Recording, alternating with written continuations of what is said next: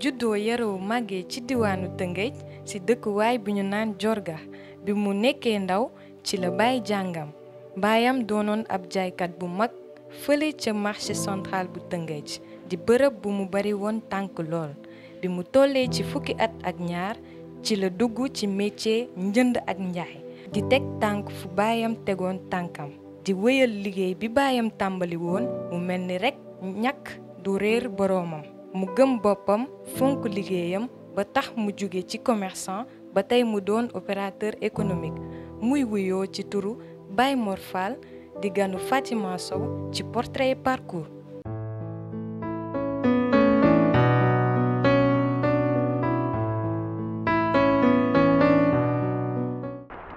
marchand ambulant boo gis bu ne boo xaree xol ba magasin moo ci nekk waaye nag il ne suffit pas de vouloir, il faut y mettre les moyens pour y arriver. dëgg la nag wax mu àgg sax yàlla la neex tey njariñ loo fekkee wante boo nekkee ci àdduna da ngay sabablu ndax ñun sabablu rek lañ ci am.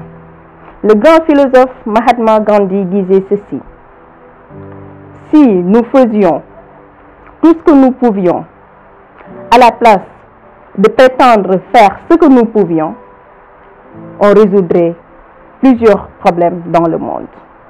boo leen déggee introduction boobu ami internaute d'ici et d'ailleurs de Kër Ndanane TV xam ni tey ki ñu dalal ci suñu plateau bi il est parti de rien nit ki la koo xamante ni nii tey dafa commencé ci suuf jël escalier yi petit à petit parce que dafa amoon un idéal looloo ko motivé tey ba mu agsi fii looloo ko waral tey mu toog tey ci suñu plateau bi di portrait et parcours.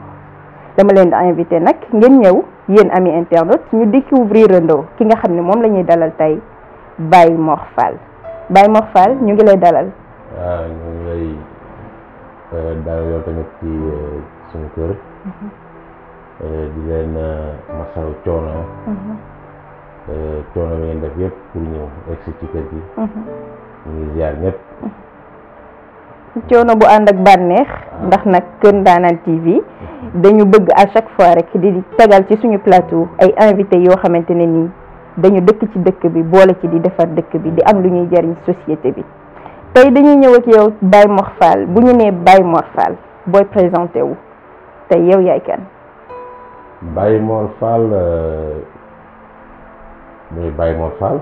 dëkk Tëngéej. juddoo fi. yaroo fii màggee fii yéene Tëngéej loo xam ne moom boo xaree ci xol bi Tëngéej ci nekk donc loolu mooy Baye Mor yéene wu mooy lépp loo xam ne daal am naa ko ak tamit lu ma yaakaar ne bu ñëwee Tëngéej maa ngi fi te jàpp ne Tëngéej tamit moo war a gën ci dëkk yëpp boobu mooy Baye Mor. ndeysaan loolu mooy il est fier de son fief parce que nit ku ci nekk rek aussi fa nga jógee fa nga baaxoo fa nga fekk baax da nga ciy fier boo ci fierul aussi munoo dem dëkku jàmbur daat fay fier donc tey loolu la Baye Mor Fall mi nga xamante ni tey foo toog ci Tëngéej laajte ko ñu ne la moom moo nekk nii tey Baye Mor dañu bëgg a ñëw tuuti parce que émission portrait et parcours la ñu wax retracer li nga xam ne mooy sa parcours bu ñu nee parcours nag dafa am début am foo xam ne foofu ngay commencer fa ngay jaar nekk ndaw. tey Baye Mor fan la jàngee lan la jàngee école coranique wala école française ak ban niveau la yem. Baye Mor jàng na école coranique. fi ñu naan Jorga fa laa juddoo. jógee fa jàng école française muy Camp Marchand bu Rufisque. ñëpp xam na ku dëkk yi xam na ko. moo mais soriwuma nag. d'accord classe góor ñi nga yor. nga yem waaw mu ngo foofu la. ok mais nag bu ma jógee foofu nag dama tëb dem ci li ñu naan marché central bu Rufisque. foofu moom defe naa ne foofu daal laa nekk expert moom. d'accord ayca li tax tey nga teel a bàyyi jàng lan la woon da nga teel a bëgg parce que tey bu ñu nee Baye Mor Fall tout le monde xam nañu opérateur économique nga un grand commerçant mais li la tey li tax nga teel a bàyyi jàng c'est parce que xel mi moo neexul woon. wala boog dafa amoon leneen loo bëggoon loo opté woon li waroon tax concentré woo ci jàng bi ba nga teel ko arrêté. waaw xel moom macha allah naqariwul. mais doon amoon waajur boo xamante ni donc parce que doon dugal ci jàng pour rek nga mën a yeewu ci àddina mais optewuloon dëgg-dëgg pour nga continuer jàng bi trop ba tax na presque man ni ma doon def mënu moon gëm ne bu ma la ko nekk loolu tey mënoo gëm ne war naa mën a réussir ci jàng mais tamit ci li ma dugg créneau bi ma dugal je sais que ne ñëw ma ñu jàng donc sa tey fi nga nekk nii da nga fa sentir sa bopp parce que dañ la ci taataanal mais wax ñu tuuti rek comme li ngay wax sànq li nga daan def bi nga daan jàng pour wane ni yow du ci jàng nga war a réussir. waaw parce que dama doon jàng par exemple wàcc midi yóbbul sama papa añ retourné dem jàngiwaat 3 heures à l'époque noonu la woon bu ma wàccee 5 heures retourné waat dem marché bu ma wàccee marché ñibbiwaat yóbbu reer garage sama beneen pax buy nekk foofu ñibbi donc foofu temps boobu may dana ma doon permettre diggante bi may wàcc ak bi may ngay àgg marché donc muy wane ni rek da nga doon yàkkamti wàcc ba daw marché. waaw du daw sax parce que bu dee temps xale moom doo choisir loolu mais amu woon choix daa ma waajur yoo xam ni may woowu leen woon respecté leen lool li ñu bëgg moom ngay def amu doo sax hésité dëgg la donc ba tax na bon loolu moom noonu daal lañ tracé woon ci kii bi d'accord léegi nii da nga wax ci sa biir wax ñu dégg ni sa papa tey moom moo la tette ci wàllum commerce bi parce que marché la nekkoon li mbëri naan li Balla Gaye naan xaalisu mbër lañ ma ngéntee kon yow ci commerçant bi da nga ci juddu. waaw loolu moom lu wér la d'ailleurs sama papa sax tawul tëj nekk commerçant te la woon à l'époque mais loolu fekkewu ma ko moi bi ma fekkee daal mooy par exemple mooy bi mu nekkee commerçant donc mën naa wax ne ci xaalisu téere la wala mais daal ci commerce daal man laa ko fekkee donc mën na ne téere la wala mu nekk commerçant ci commerce bi moom mais ci marché bi daal je sais que ne xaalisu marché la ma géntee moom d'accord waaw léegi yow mën nga ñu wax à peu près ban année nga arrêté jàng ci nga commencé dëggantaan dugg ci wàllum commerce bi. waaw parce que en 1980 laa dugg école génn ci 86 donc booy xool jàng moom 5 ans laa ci def génn donc presque mën na ne à l'âge de 12 ans ci laa génn nag carrément école boobu adolescent nga waaw boobu adolescent la mais pas tellement nag ci xel macha allah parce que après bon lañ ma jox lépp suma waajur daf ma jox lépp dama affaire yi moom te à l'âge de 12 ans yow yaa koy gàddu donc di ma yónni ci milieu yi mi dem yëpp di jëndi bagage di ñëw di jaay mu won ma tout raccourci yëpp yi muy def moom d'accord ma gàddu drapeau bi boobu bëggoon na la préparer pour que bu ëllëgee di nga mën a demal sa bopp waaye bëgg la tette ci loo xamante ni jàngum métier la bu fi nekkatul aussi nga mën a demal sa bopp.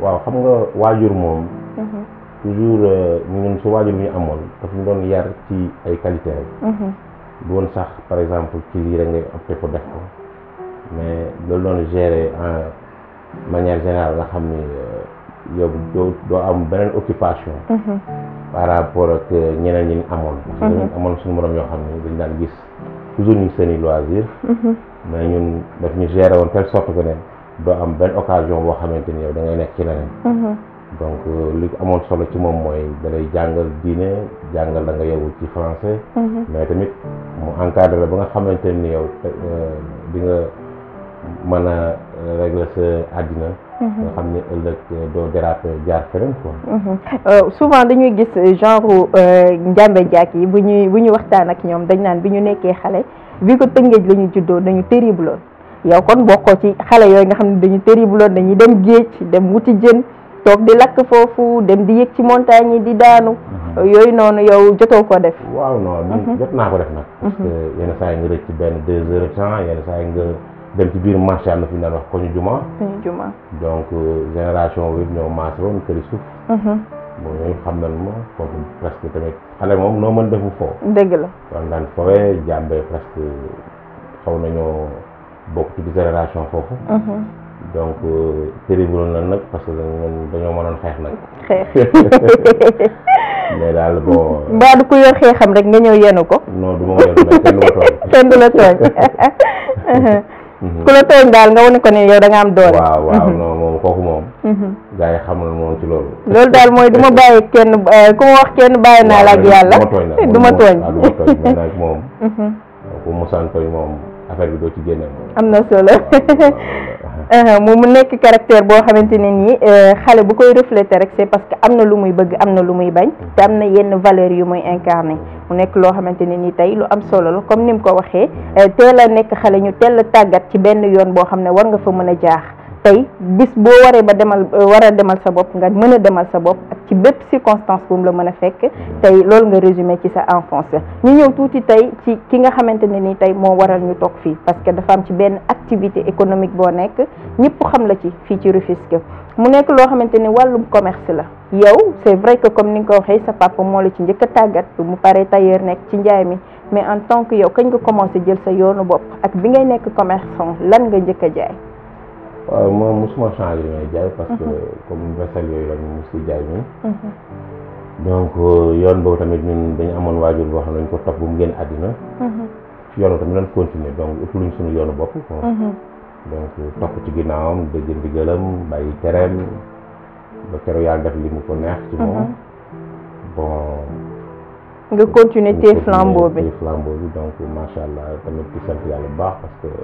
joxoon nañu ay valeurs yoo xam ne ba léegi fu ñu dem rëccu ñu doon toppee ci ginnaaw te loolu mooy da am solo ci àddina àddina moom dara amul solo lu dul nga xam ne yow def na ci ay valeur te valeur nañu bari jàpp ne ay alal laaj yooyu du loolu mais déjà yow da ngay xam sa bopp ay qualité la yu nekk ci nit yoo xam ne day nekk ci yow ba nga xam ne yow da ngay sentir ne yow macha allah am na luñ def ci yow daal loolu sant yàlla la ñu koy sant bu baax parce que fu ñu mën dem ci àddina tamit loolu day nekk suñu kanam daal. te am na solo trop. am na solo tout à l'heure rek da nga am loo wax lu am solo mooy tey ci li nga nekk activité bi ci nga mës a nekk parce que ci la sa papa baaxantal tey ma lay laaj gis nañ ci portrait bi boutique bi macha allah donc yaakaar naa ni wala lépp loo xam ne wàllum vaisselle la wàllum bool wàllum assiette loo bëgg mi ngi fa. te bëriwul tey boutique bu toll noonu nga gis ko Sénégal tey yaakaar naa ni aussi yàgg nga ñaata at nga def ci wàllum commerce depuis loolu. waaw commerce mel na ne presque def naa ci mat 25 ans. boobu léegi li ma la à l'âge de 12 ans tey ma am 47 ans donc. yàgg na yàgg na. mosuma def leneen. donc dinaa dem tamit ci yeneen domaine parce que opérateur économique la. dem naa ci dëkk yu bari ci àddina bi. yàgg nga voyager ci sa cadre liggéey mais ci yeneen cadre activité mais tuuti rek waaw pour ñëwaat tuuti ci wàllum commerce boobu parce que biir marché nga nekk ku ne marché nag ne lépp am na biir marché am na parfois yenn aléas yi nit ñi ñëw pour jënd nit ñi ñëw pour def leneen nit ñi ñëw tooñ la pour yàqal la sa liggéey yow lan nga dund ci marché yan anecdote yan réalité nga dund ci marché Sénégal te soo sañoon tey du demee noonu mais noonu la demee mu jot laa dal.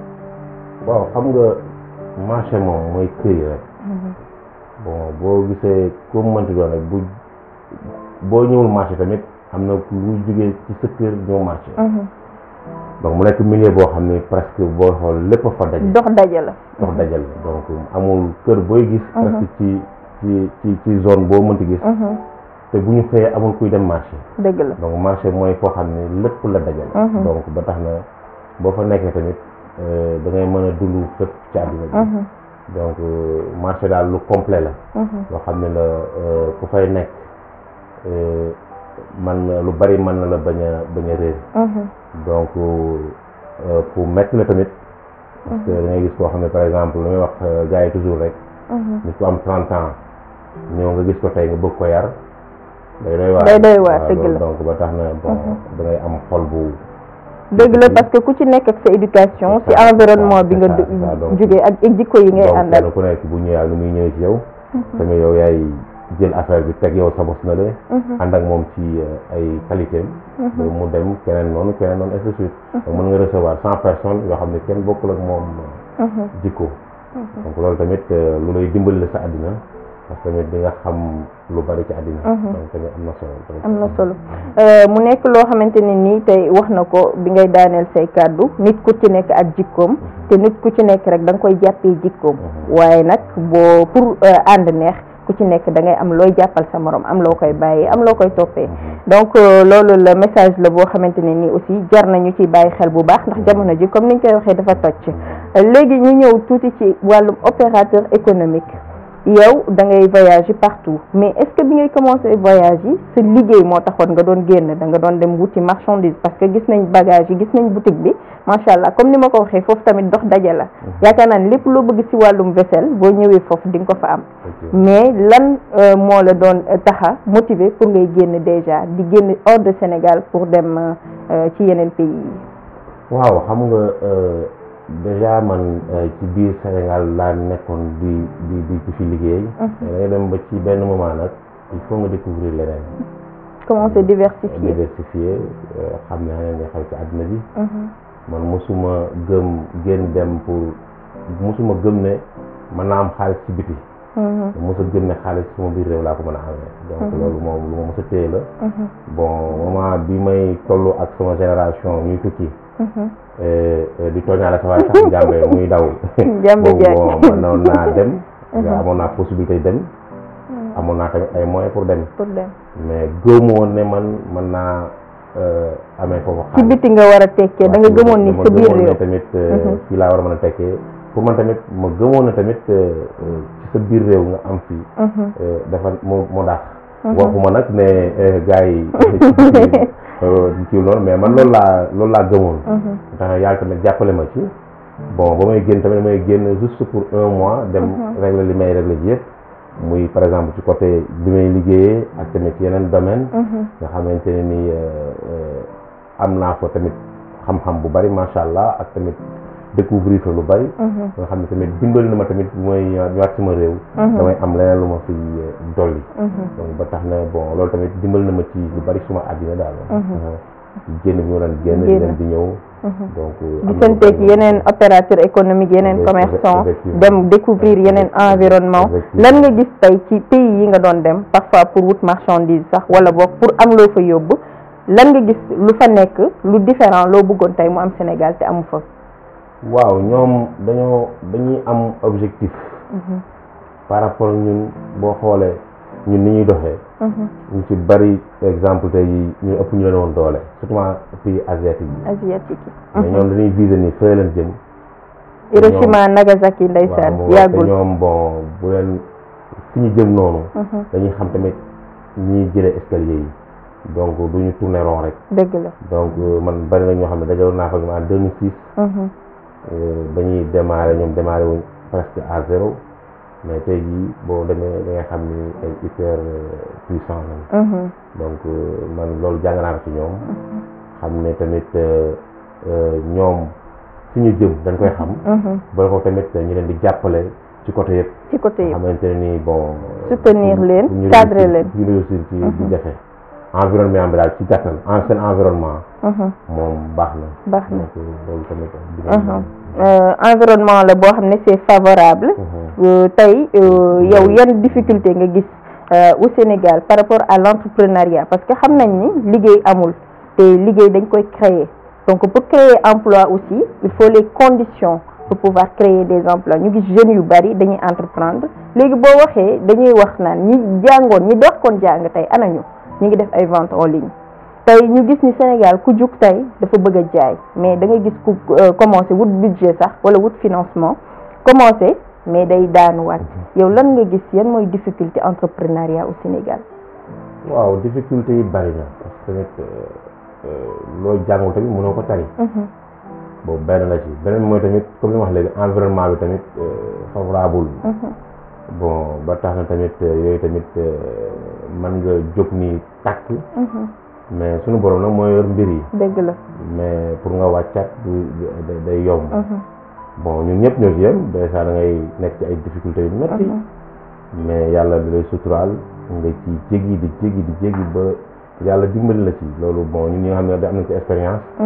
dañuy dal lu bare bari ci suñu biir liggéey mais nag bu dee xamuloo commerce bu dee affaire bi dafa ñëw rek nga daw génnaat donc pour nga réussir ci du yomb donc dafa am ay su mettee nga daw buy neex doo ko fekkee waaw donc dafa am ce sont les risques day am ay risques am tamit ay tempêtes yu métti yoo xam ne da ciy am donc yëpp tamit da ngay war am ay raccourcis yoo xam tamit yow ci nga war a jaar ba yooyu yëpp bu ñëwee nga mën ci mucc pour sortir la tête bu dee xaaroo ko fa moom donc bu dee dafa ne nii rek nga daw génnaat bon doo fa gaaw fekk dara. est-ce que Baye Mor Fall opérateur économique le grand commerçant mus na def benn investissement à perte dugal xaalisam foo xamante ne nii te yaakaaroon na ni war na fa mën a génn jur fa dara mais mu mujjee génne am ci pertement boo xamante ne nii peut-être xaw na ko sonal.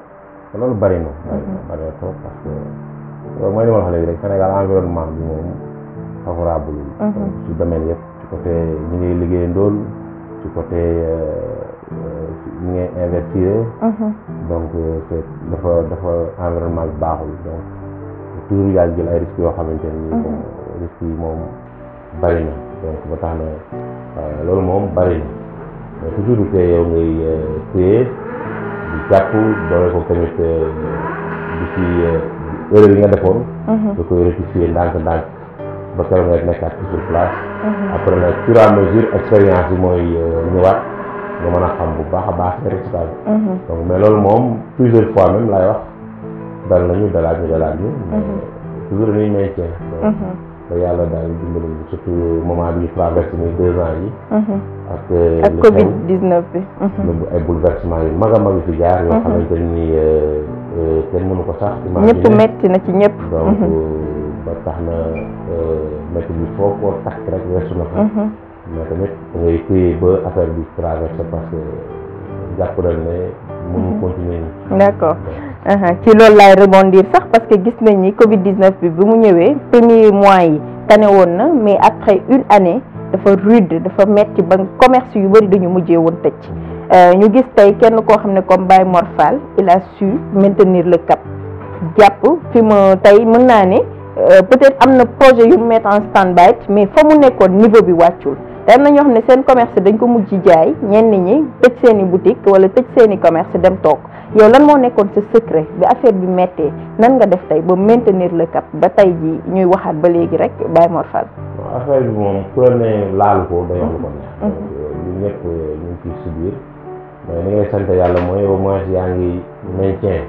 maintenir bi nag xanaa xaalis la millionnaire nga milliardaire la. xaalis amuñu ko. xaalis bi moo tax ñu mën ko maintenir. xaalis moom. commerçant amul xaalis. opérateur économique amul xaalis. parce que ku am xaalis doo dem ci banque yi dem jël gauche droite ku am xaalis doo dem. ku am xaalis mais xaalis nag du doy tout le temps sachant que. ñi am gën a am xaalis chaque jour dañuy wutiwaat. non non loolu gars yi ñooy wax rek. opérateur économique. amul xaalis. boo xam ne la dafa war a développer. ñu ngi topp ci moom di am. day investir ba léegi investir. li gars yi denc di ko rënk. di ko rënk yow da nga koy jël dugal ko. pour may ñeneen ñi opportunité ñu mën ci am. donc man ci ma nekk tey yàlla nga xam déjà ñu ngi ci foofu lañu yaakaar ko am ko. beneen mooy tamit li ma gën a neex suma liggéey mooy au moins am na famille yu bari yoo xam ne bu ñu xëyee foofu lañu yaakaar ak jëlee fa seen dépense. macha allah dañuy ñëw jël fa benn ay objet génn dem jaay ko. loolu bon man loolu mooy motiver toujours. jàpp ne même bu ma tëjoon tey jii borom kër yu bari peut-être dina leen toucher. donc loolu mooy sunu source de motivation la. am na solo lu mu nekk loo xamante ne ni tey entraide la de ak solidarité parce que du ñi ngay gis ñëpp nga mën a wóolu mais gëm yàlla ak bëgg a dimbali nit mooy tax nga jël sa bagage yëkkati ko jox ko bu demee jaay lu mu si am mu ñëw de rembourser la donc yéen activité boobu gis nañ ni marché yëpp au Sénégal dañ koy def mais souvent am na ay risques aussi mais tey yow tey buñ bëggee xool sa boutique mën nañ ko tuddee sax entreprise macha allah tey yaa ngi ci ñaata employé ak nan la tudd. entreprise la donc entreprise la en ce moment ñu ngi ci 20 personnes yoo xam ne ñu ngi ci suñu liggéey. direct et indirectement. donc métti na trop mais nit ñi dañuy mënoon nekk ak ñoom moment bi mu neexee. comme moment bi ñu traversé nii nga bëgg beddi leen mën na nekk yóbbu ñenn ñi chômage technique comme ni ko tubaab bi di waxee. ak sax ñu ngi koy def ci biir réew bi. mais da ngay mujj yow sax sa yenn biens yi. nga obligé jaay ko pour jéem a maintenir affaire bi. ba nga xamante ni bon donc peut-être loolu moo la ko mayoon. donc ba tax na tu es obligé nga def ko pour mën a téye ñooñu. ba affaire yi changé. tamit il faut nga def ko parce que àddina noonu la. àddina noonu la affaire yi day tourner. àddina noonu la affaire yi day tourner loolu la wax loolu moo tax tey mu jéem a maintenir le cap parce que xam na ni y a beaucoup de familles qui comptent sur lui sur cette entreprise là pour se nourrir. dañu agsi ami internet de Kër Ndanane TV ci benn étape bu am solo rubrique lañ koy wax muy suñu rubrique témoignage parce que ci képp ku ñu dem rek ci émission portrait et parcours dinañ dem ci sa entourage direct ou indirect dem xool tey lan lañ xalaat ci yow ak nan la ñuy dundee ak yow tey dañuy dem xool témoignage yooyu nga xam dañ koy découvrir rendoo ak suñu invité du jour ñu dem ñëwaat ci léegi ami internet à tout de suite.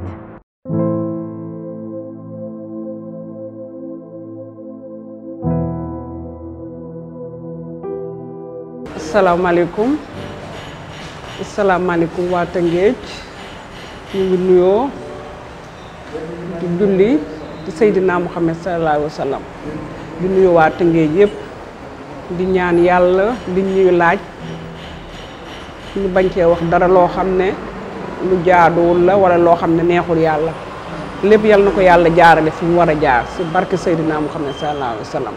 Meen Njuura Daba Njuur laata ñu gën ma xam ci Meen Njuura soo leen ma waxee ci Baye Mor dinaa ci sawar Baye Mor avant ma xëy xam papam laa jëkk a xam ak yaayam ndax papam foofu Baye Mor nekk ci marché boutique bi mu jëkk a am papam moo fa nekkoon di fa jaay ay ndab ma amoon nattu ndab di fa dem ci papam di ko jox li ma am mu di ma jox ay ndab may ñëw di ko verser te li ko waral mooy sama boroom kër bi tëdd Imam Cheikh Tayid Fall papam Moulay Idrissa Fall ak papu Baye Mor ay couleur lañu woon bi nga xamee dama war a def nattu ndab yooyu sama goro Adja Ndiaye Toro Diop yal na ko yàlla yërëm moo ma boole woon ak papu Baye Mor ma fay dem di jël ay ndab def ay nattu ndab léegi kon Baye Mor tey lu mu am rek bu changé méritam la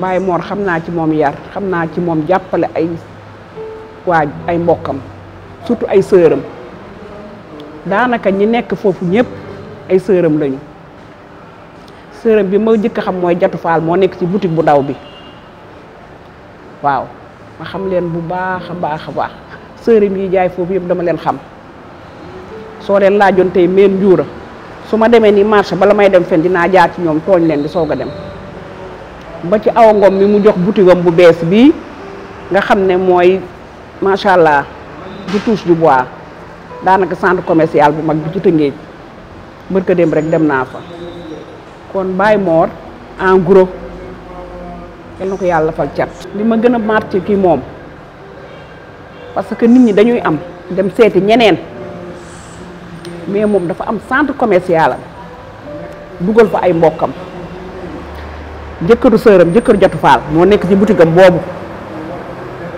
daanaka mooy gérant bi xale yi di soog a ñëw soo xoolee foofu ca boutique ba ay jarbaatam ay sëram ay frère am ñoom ñoo fa ne xanaa ak seen yeneen parce que xam naa fa ñeneen ñoo xam ne tam bokkul ak ñoom mais ñoo dëkk kon xam naa leen bu baax Baye Mor daal ci gàttal yal na ko yàlla jàppale fu mu bëgg a yegg yal na ko fa yàlla yeggale miinu ma ko sax bu baax mais xam naa ko nii rek parce que boutique ba dama fay dem yàgg naa fa ba fa seen papa nekkee ba léegi kon man yàgg naa fa lu may jënd fa laa koy jënde ku may yebal tam dama dem boutique Baye Mor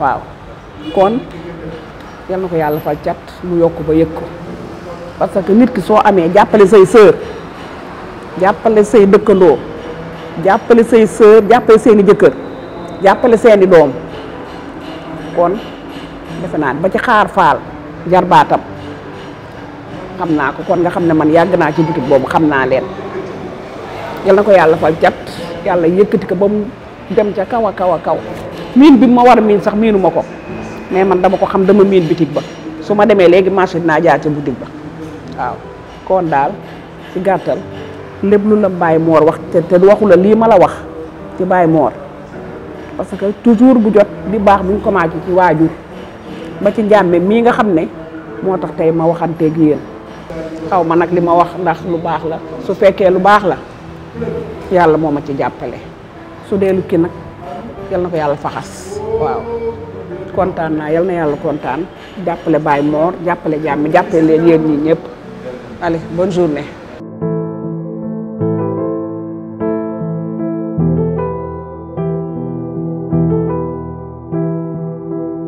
ay ca mbokk internet de Kër Ndanane TV ñoo ko découvrir andoo lii lañ naan seen rubrique moom la ñuy woowee seen rubrique témoignage ñu demoon nag jëli ko ci ñi nga xamante ne ni tey yaakaar nañ ni xam nañ bu baax suñu invité du jour muy Baye Mor Fall tey ki ñu ko indil nag mu def témoignage bu émouvant ci moom wax ci ay début wam mu nekk ko xam tey Baye Mor nan nga yan impression nga am nan nga gisee tey témoignage bii nga xam ne soxna si def na ko ci yow tey.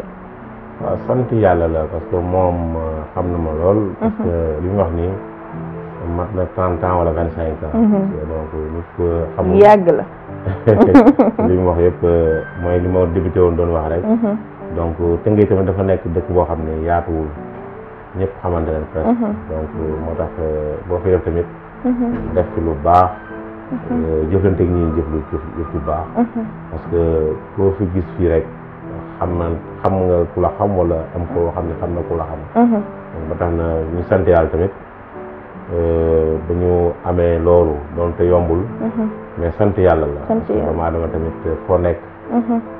di fa jéem pour am fa way bu rafet. loolu yombul. ñu ngi ñaan yàlla rek moom tamit yàlla guddal fanam. amiin xool bi mu am ci ñun tamit yàlla fay ko ko. di kontaan tamit trop ci témoignage bi. am na solo donc di kontaan trop ci témoignage bi parce que buñ nee nit ki baax na kat dañu naan ndax mbokk yaa ko wax. waaye nag yow ci domaine bi nga nekk bu ko mbokk yi waxee ba pare nag dafa am ñoo xam ne ñoom ngay jëflanteel chaque jour ñu lay gis tey peut-être am na noo xam ne boo ko meloon tey du ñu jël seen temps pour wax ci yow wala def ci yow yenn seede yi mu nekk loo xamante ne nii nag dafa ci baax ci doomu aadama parce que dina tax ngay def autocritique ci sa bopp waaye tamit dina tax. ngay jéem a gën a amélioré wu gën a yokk góorgóorlu tey loolu la rubrique témoignage bi génnee ñu ñëwaat tuuti rek ci ba léegi rek ci sa environnement ci li nga xamante ne nii ci ngay liggéey en tant que opérateur économique yow lan ngay def le plus souvent tey comme wax nga ni li nit ñi di dénk banque yow da nga koy jël investiraat ko création d'emploi boobu au Sénégal lan moo tax nga jàpp ni pour le moment mu gën a metti surtout ci yéen opérateur économique yi vous êtes obligé lu ngeen war a denc génnee ko investiraat pour dimbali ñenn ñi parce que bu doon yéen ak yéen rek demal ngeen seen bopp yàgg na. waaw man li ma ci gis mooy bari nañu bëgg investir. mais ñenn ñi amuñu fit. ñenn ñi mooy tamit. dañu te dafa laaj fit déjà. waaw dafa laaj fit waaw. parce que tamit nga Sénégal booy xool ñu ci bari informel lañ nekk. bon informel dafa war a am ñoo xamante ni man mii di wax ak yow. bon. ba ma demee am naa xarit yoo xamante ne nii ñoom ñu ngi liggéey ci administration bi yu bari ñoo moo ko expliqué. may ma fit tamit ne ma li ngay def nii mën na gën a avancé mën nga ci gën a gis sa bopp. ci kaw nga organiser wu donc ci laa demee ubbi sama entreprise. di def samay déclaration. commencé formaliser.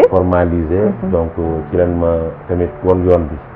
muy au passage ma nuyu waa domaine bu Rufisque ci côté boobu.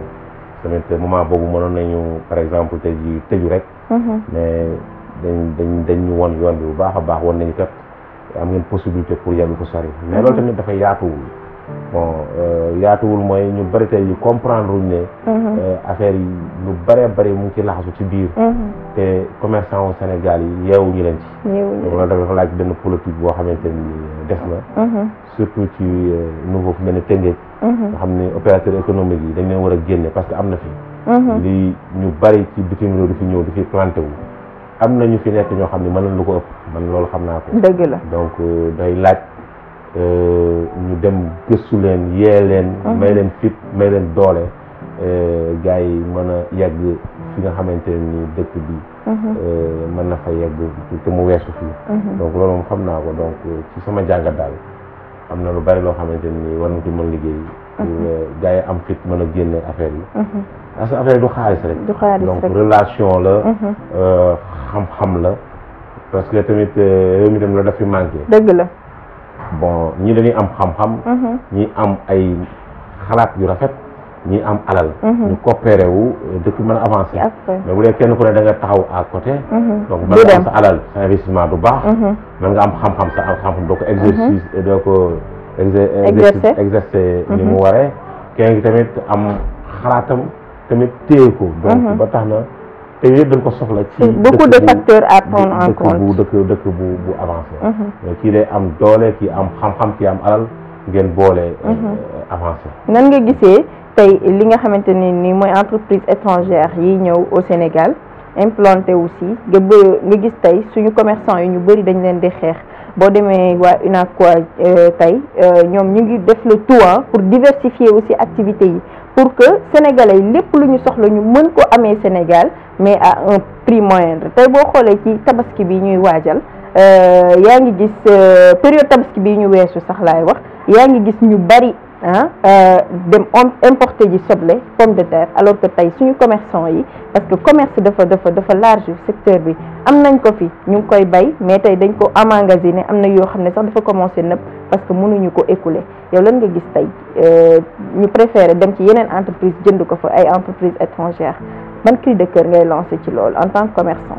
waaw mooy li ma wax léegi au début rek ay am nañ possibilité yu gën a yaatu sax yu étranger yi am parce que fi nga juddoo yaroo fa nit warul jóge ci biti gën la ko xam dëgg la donc defe naa ne man étranger warul mën a ñëw Rufisque war ma gën a xam réalité yi am Rufisque wala war ma gën a xam li waa Rufisque yi bëgg mais li ma waxoon au début rek mooy environnement bi moo des environnement bi léegi nag ñi ñu jiite la wala ñi nga xam ne ñun ñoo leen di jiital la waaw ñaar yëpp la donc nit ki tamit bu dee yow xamul li nga bëgg mënul defal li nga bëgg ki xamul tamit yow li ngay def lan la kooku mënul la yóbbu fenn dëgg la donc foofu la problème bi nekk donc dañuy tourner rond rek man li ma gis mooy dañuy tourner rond rek mais bu dee nii lañ mën a continuer tourner autour du pot waaw ba léegi duggaguñu ci non c'est ça donc man li ma gis mooy ci réew mi gis naa ni gouvernement bi ak tamit ñu bari am nañ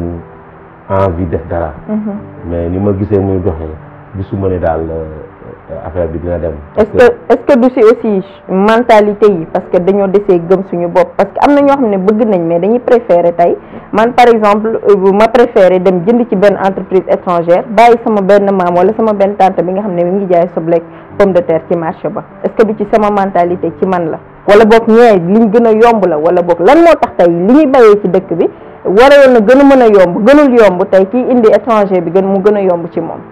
xam nga commerce dafa am réalité donc du ma jënd ci yow parce que da nga rafet du ma jënd ci yow parce que yow dama bokk ak yow mais damay jënd parce que da nga am qualité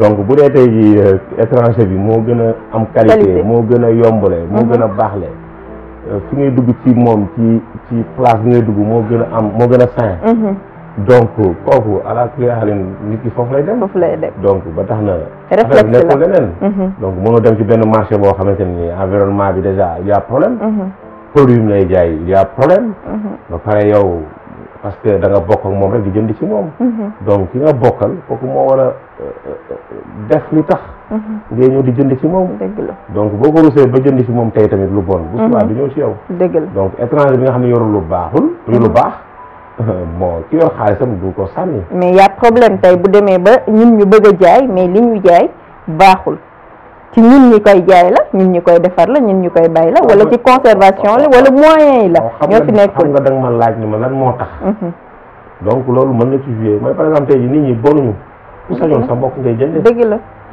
mais tey ji bu dee par exemple tey ji da ngay jël ci benn supermarché boo xamante ne nii li muy jaay moo gën a baax gën a yomb environnement am gën a sain mais loolu su ma bëggee lu baax fa laay dem fa ngay dem mais tey jii loolu Sénégal yi ñoo ko war a gën a man dëgg la donc man ci domaine bi ma nekk man du ma nangu étranger bi gën ma yombale du ma nangu étranger bi environnement bi nekk gën a baax du ma nangu tamit mu gën ma am qualité défi personnel la parce que li mu man je sais que mën naa mën nga ko fi muy dem mën naa fa dem li muy def ba def loolu xam naa ni man am naa expérience. et surtout ni nga xamee fi environnement bi nga nekk moom gënu la koo xam.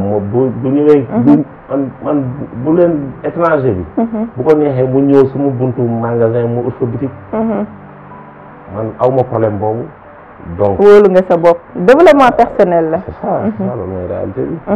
affaire bi loolu la. étranger yi man loolu man gisuma ne loolu. nga nekk concurrence loyale rek.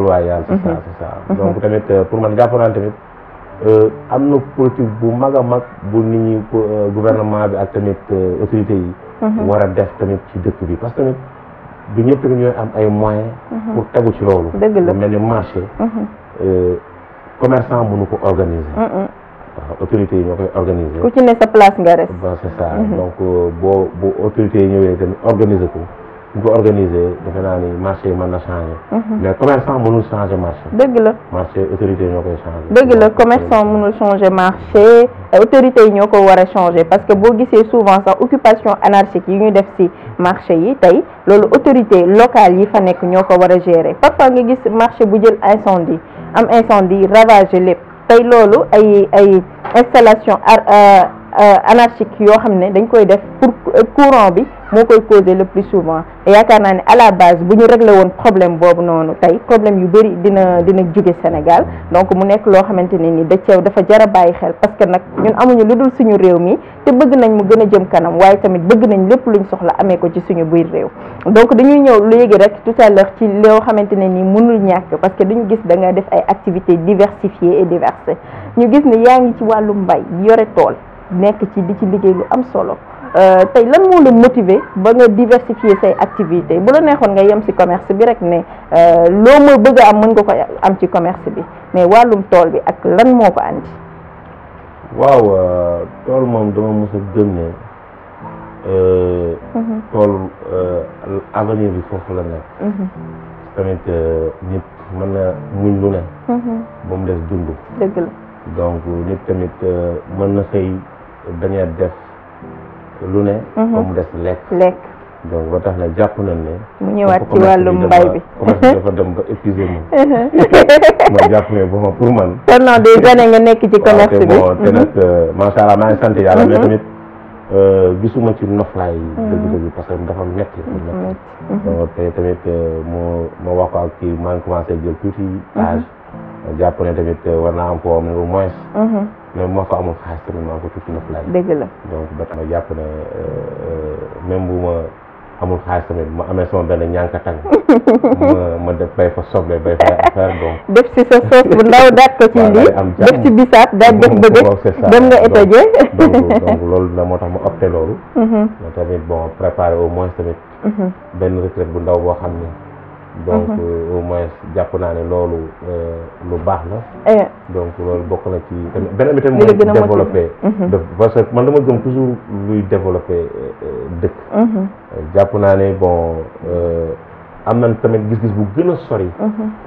boo xamante ne ni jàpp na ne war nañ mën a jël lu yaatu loo xamante ne nii war nañ ci mën a liggéey te ñu ngi ciy liggéey. ak tamit ay borom xam-xam. pour am fu yaatu foo xam ne day génn même dëkk bi nga xam ni mën nañ.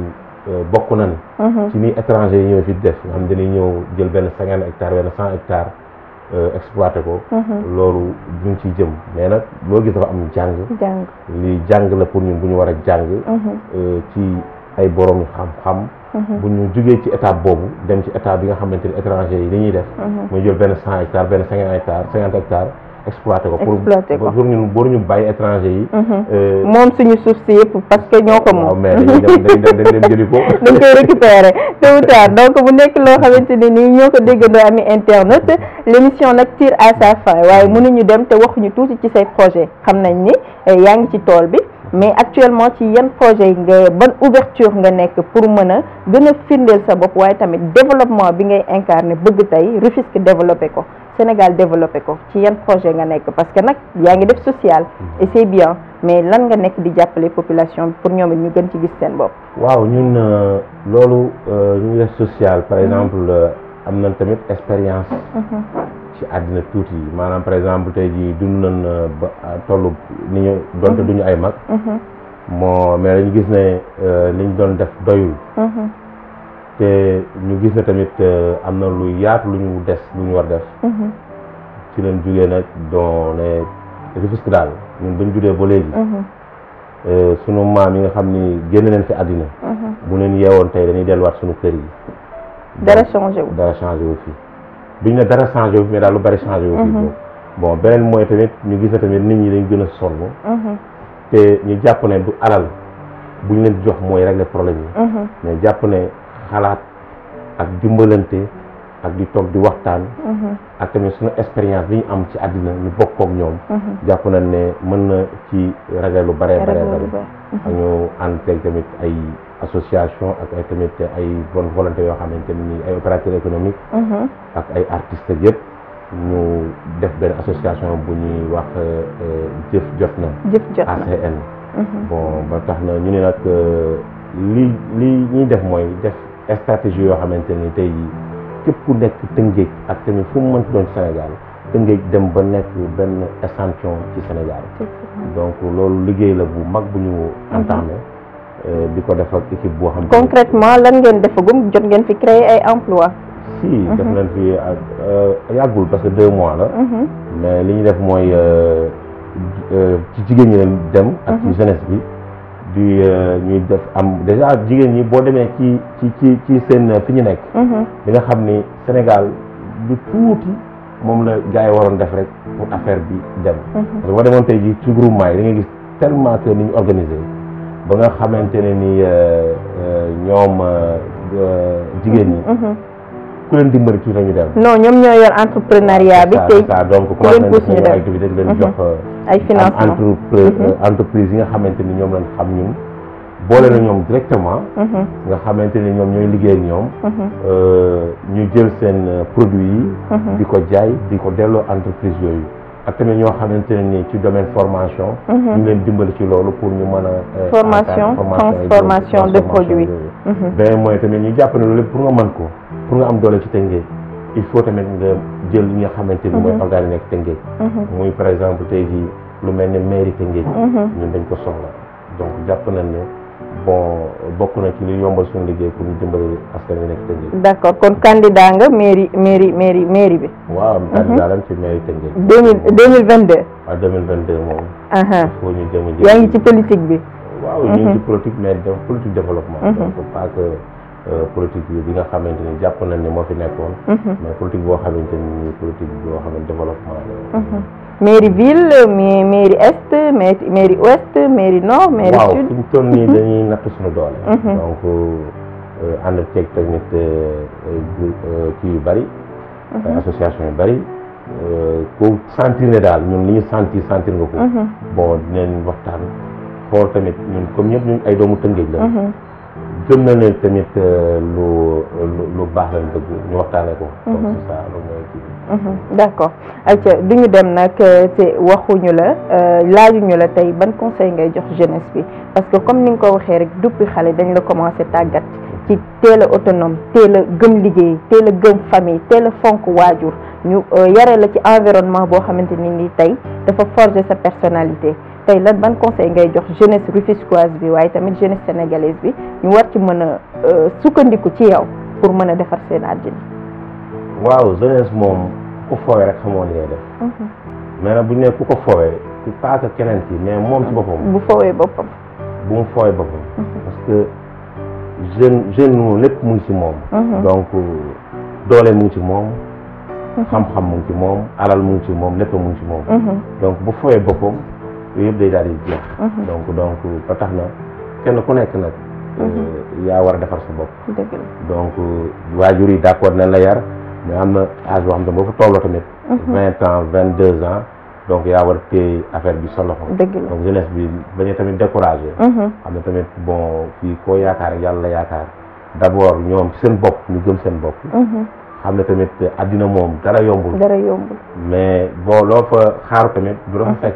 dëgg la te jeunesse bi dañu yàkkamti. parce que li ma wax toujours rek di tooñ booy yi. nee naa leen ñoom ñi ci war a yor vélo. dañuy yor moto. ñu ci war a yor moto yor oto donc ba tax na kon fi ngay yegg bu gaaw. dañuy bëgg a togg tey mu ñor tey ñu yàq ko léegi lekk ko. gis leen ma nii laa toll. te donc loolu affaire yi dafa laaj benn échelonnage escalier patience tuuti donc jeunesse bi tamit loolu leen gën a yàqal ci la bokk amuñu patience donc nañu dal boole ko tamit mënoo tamit ne da nga am li nga bëgg di yeewu 8 heures di guddee tëdd donc da ngay am benn moment boo xamante ne ni da ngay sacrifier yu tuuti ci sa vie pour mën a yegg fi nga jëm par exemple tey ji teel a tëdd teel a yeewu boole ko tamit jox énergie bu bari ci li ngay liggéey donc ñun ñii di wax ak yow dañuy jox parfois ay 14 heures de temps suñu liggéey wala 16 heures de temps donc man boo la waxee ne 4 heures du matin laay yeewu donc te am na loo jot a teg rawatina ci ki nga xamante ni ñu nekk gul ci dara mu ngi bëgg a teg dafa yomb mais affaire yi mais gars yi ni ñu bëgg ëppee xaalis affaire yi yombe du noonu ayca mot de la fin Baye Mor Fall lan ngay tàggoo internet Kër Ndanane TV yi la doon seetaan waaw sant bu baax parce que ñun tamit li am na solo mooy wane ne ñun Tëngéej li ñu desee macha allah bariwul parce que tamit Njàmbee xam naa ko bu baax ñoo yarandoo màggandoo moom mu indi lu mel nii ñun tamit ñu war a indi beneen touche keneen noonu ça veut dire que kon am na lu Tëngéej di xeeñ petit à petit l'oiseau fait son nid donc yàpp na ne Tëngéej moom gars yi ñu ngi raw nañ ñu nag mais dinañ leen dab yéen a ngi ci yoon bi waaw dinañ leen dab donc métti nañ nag parce que boo xooloon ñu waroon ñëpp environnement bi ñu waroon ñëpp ñun ñoo leen jiitu woon mais dem nañ ñoom ba jéggi ñu mais xam na ne dinañ génn prise de conscience am na waaw am na d'accord am na solo ñu ngi gërëm tamit caméraman yeeg technicien yi fi ñëw macha allah équipe bu am doole bi ñëw mais man dama defoon sax kii seen boo xam ni la par exemple yu yambambaay yooyu noonu déedéet bii l'élégance la gars yi moom yéen man gars yi macha allah rafet na ayca chaque métier intellectuel ou manuel mérite considération qu'il requiert un pénible effort physique ou de la dextérité des connaissances étendues ou une patience de fourni tey li ñu naan dara xëyul sotti loolu la Baye Mor Fall wone tey ci entretien exclusif bi ñu doon am ak moom mu nekk loo xamante ne ni message la bu muy lancer à sa jeunesse mais à tout un chacun parce que ku ci nekk rek am nga sa waar boo war a bay ci tool bi pour pouvoir y arriver comme niñ koy waxee comme dara xëyul sotti nag ñuy di leen di soññaat rek di njort pour que ñëpp mën a def ci liñ ci wax ku ci nekk def ci sa àq bi nga ci war a def pour mën ci génn waaye tamit pour que Sénégal comme ñoo ko moom ñu développé ndoo ko ensemble tey nag damay remercier waat encore une fois équipe technique bi nga xam ne ñoom ñoo may accompagner tout le temps sama réalisateur de luxe bi Cheikh Omar Ndiari Faye sama séeréer boobu noonu séeréer bu xonk bi moom macha allah du ma jug ci di ko nuyu waaye kii nga xamante ne ni mooy sama xarit Iba suñu coordonnateur bi yaa ngi ci biir sama technicien yi Thierno le monteur papa mi nga xamante ne ni il a rejoint l'équipe nekk ko VIP waaye Fodé tamit kenn du moom macha allah sama petit génie bi Pape Mor le crack yéen a ngi ci biir di leen remercier bu baax a baax di leen wax jàpp leen petit à petit l'oiseau fait son nid te on va y arriver ensemble duma dem te remercier wu ma tey ki ma génnee ci sañse macha allah waa Kër Ndanane boutique la ñuy wax ñoom ñoo fi jaar tey génnee ma fii ci sañse nekk di def lépp loo xamante ne ni mooy wàllum habillement nekk fii ci Rufisque këri suuf gérante ba di Khadija numéro de téléphone yi di 77